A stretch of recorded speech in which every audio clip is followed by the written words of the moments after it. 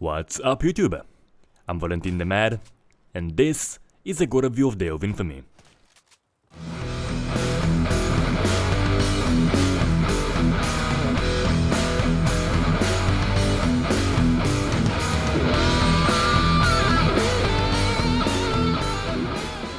I have to say that this game kind of caught me by surprise. Day of Infamy is made by New World Interactive, the people behind Insurgency, and it seems to be heavily based on Insurgency, so I expected the response mechanics to be the same as well. Apparently, the developers wanted this game to be messier, and we had a Gore update released in October. The main question now is, exactly how messy is Day of Infamy? Let's find out. I'll be reviewing every aspect of the game's Gore effects, and the score will be set based on 4 categories: body damage, environment, animations and sounds, the feel. Each limb has 3 points of imputation.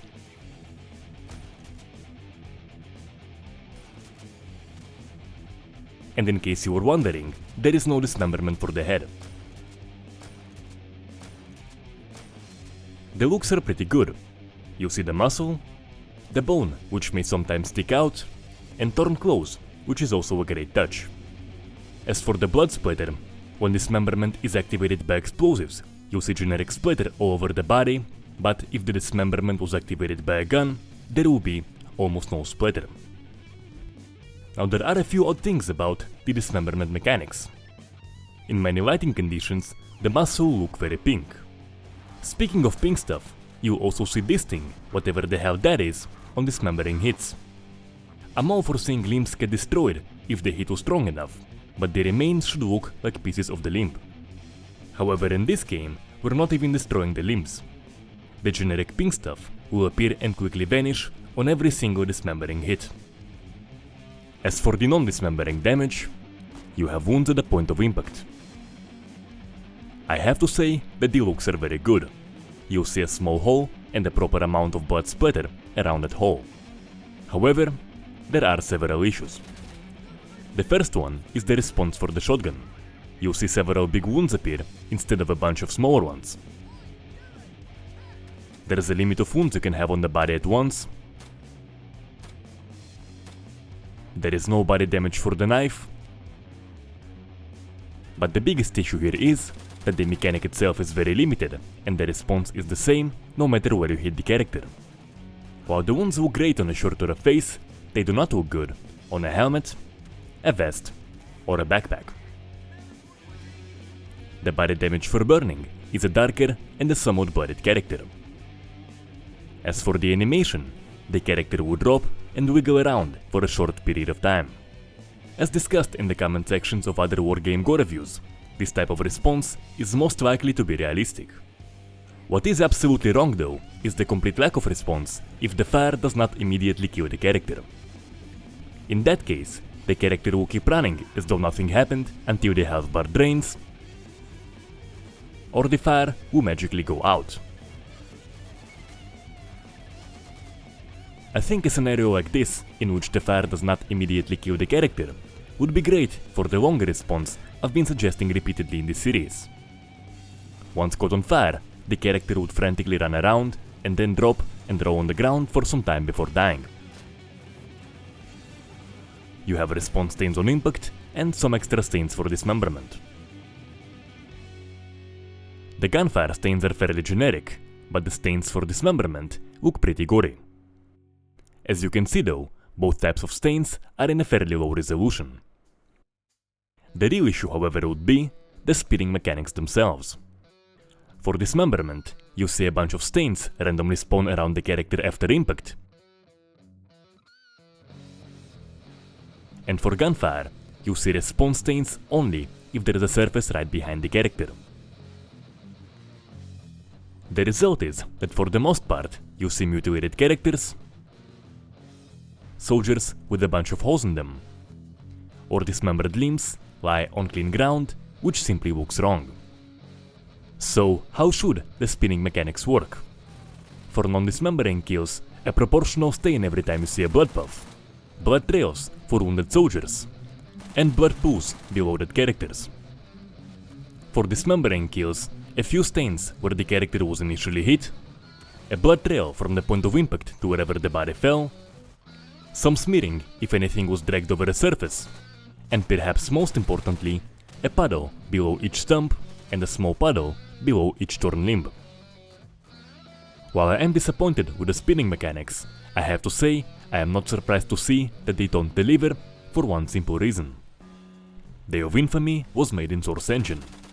This engine has been out since 2004 and I have not seen a single Source game that has proper blood spinning mechanics. Even Left 4 Dead 2, which is perhaps the most notable game in that engine when it comes to gore, delivers solid to exceptional response when it comes to every aspect, except for the blood spinning.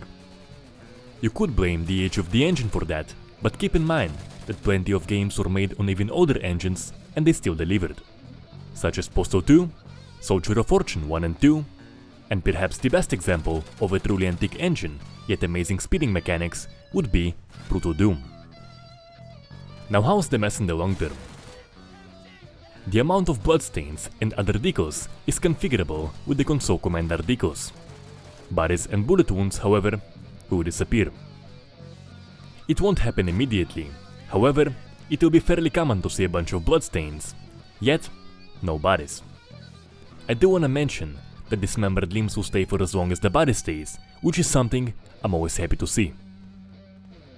Honestly, with the spinning mechanics of this game, I don't care all that much about the aftermath, but if I'll ever find or be notified of a console command that lets bodies stay permanently, I will let you know. You have short twitching animations on impact and that's it.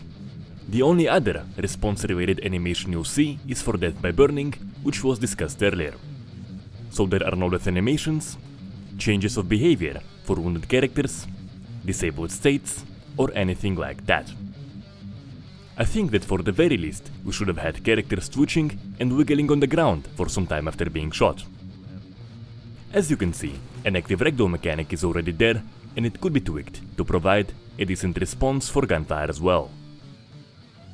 The response sounds on impact are very generic and they do not sound like a hit on flash. As for the character reactions, you hear loud screams when they burn, but for the most part, the response will either be barely audible or there will be no response at all.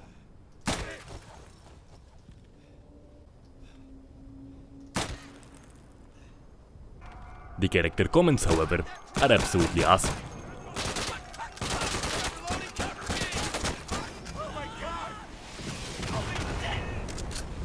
Characters will react in their native language. The voice acting is great, and you have a large variety of reactions that will be activated frequently. I'm kind of amused by that. The response for a bullet hitting the character is not very good, but the responses for a bullet hitting near the character or a bullet hitting someone else are pretty awesome. So how does the whole thing come together? The body damage delivers a very solid response, but that can't be said about the other aspects. The blood spinning is bad, there are barely any animation responses, and even the sound aspect does not deliver. The result is a game that does not feel responsive. So the score for body damage is 17 out of 30. The score for environment is 10 out of 30. The score for animations and sounds is 10 out of 30.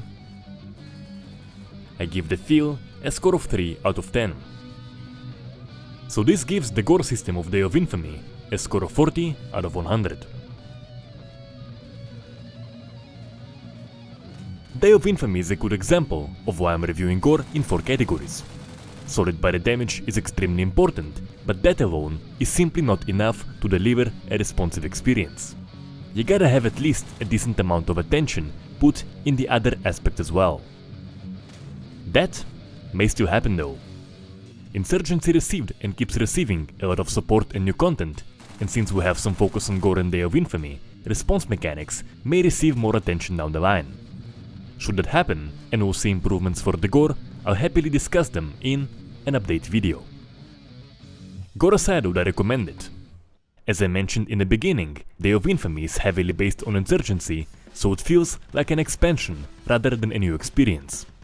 You get the hardcore unforgiving gameplay and the great feeling guns, but it also comes with the dated graphics and the fairly rough animations. If you don't mind more of the same in a different setting, by all means, get it, you'll have a great time. But if you want a significant step forward, I suggest waiting to see if Insurgency Sandstorm will deliver that. Hope you enjoyed watching the review. Let me know how you feel in the comment section, and if you like the video, subscribe and share it around. If you like the content and you want to support the channel, the Patreon link is in the description below. Until next time.